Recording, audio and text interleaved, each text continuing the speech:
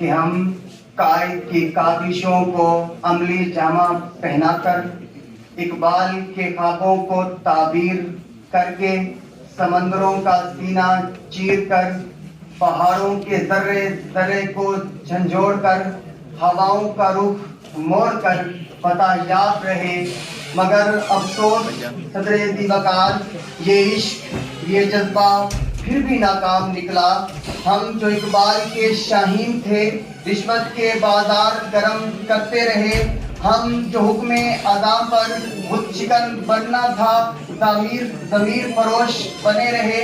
हम जो कौम के मेमार थे अपनी ही मिल्लत के गिरबानों में फंदे डालते रहे। सदरे दिवकार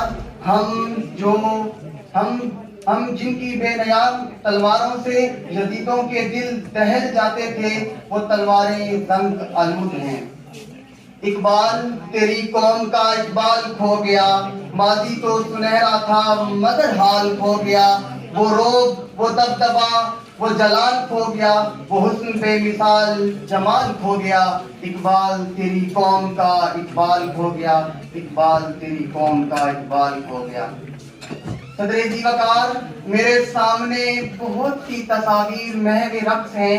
उनमें से एक तस्वीर उस गरीब किसान की है जिसकी जमीन पर कब्जा करके उसे बेदर्दी से कत्ल कर दिया जाता है। उसमें से एक तस्वीर उस माँ के बच्चे की है जो अस्पताल में डॉक्टर की अदम मौजूदगी के बायस अपनी जिंदगी हार जाता है।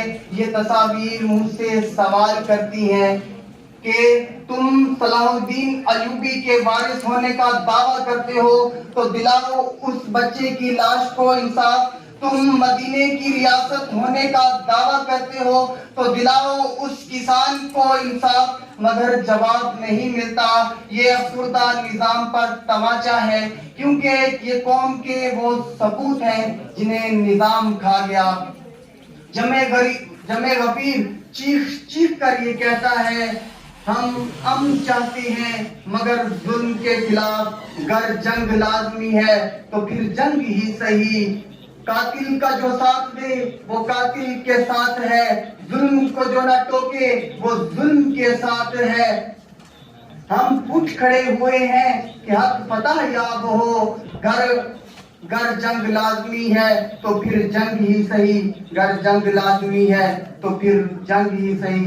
सदर अली वकार जहाँ मुनसिफ इंसाफ की ज़बान बोलता हो और अपने प्राइवेट मनसबी को अमानत समझकर सर अंजाम देता हो, वहाँ मखलूक़े खुदा खामोश रहती है।